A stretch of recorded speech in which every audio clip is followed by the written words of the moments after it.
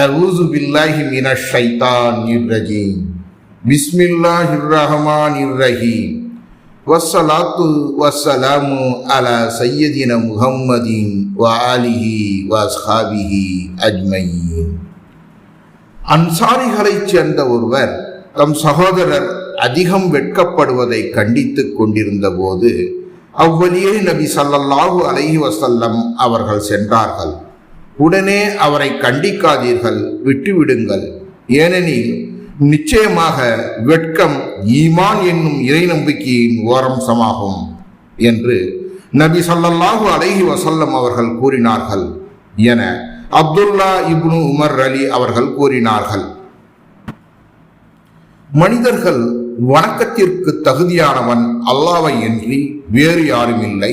முஹம்மத் நபி என்று உறுதியாக நம்பி தொழுகையை நிலைநிறுத்தி ஜகாத்தும் கொடுக்கும் வரை அவர்களுடன் போரிட வேண்டாம் என்று நான் கட்டளையிடப்பட்டுள்ளேன்.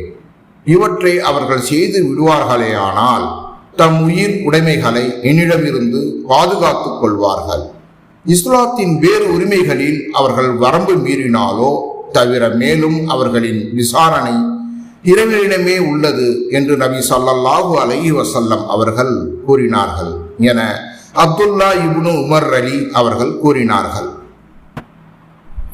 செயல்களில் சிறந்தது எது என்று நபி ஸல்லல்லாஹு அலைஹி வஸல்லம் அவர்களிடம் வினவப்பட்டதற்கு அல்லாஹ்வையும் அவனுடைய தூதரையும் நம்பிக்கை கொள்வது என்றார்கள்.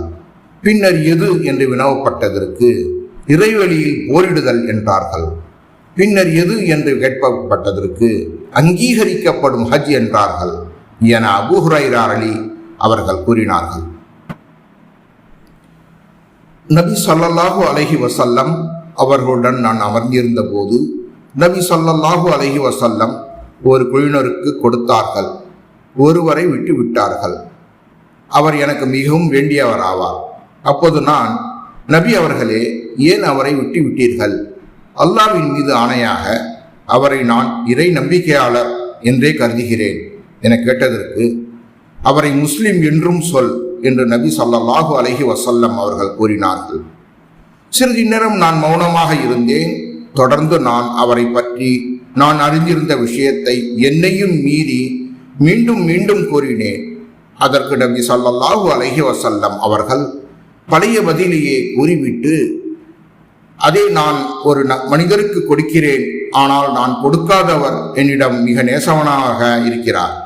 அவருக்கு நான் கொடுத்ததற்கு காரணம் ஏதும் கொடுக்காதிருந்தால் குற்றமிழைத்து அதனால் அவரை இறைவன் நரகில் முகம் குப்புறத் தள்ளி விடுவானோ என்ற அச்சம்தான் என்றார்கள் என சாத்ர் அலி அவர்கள் கூறினார்கள்.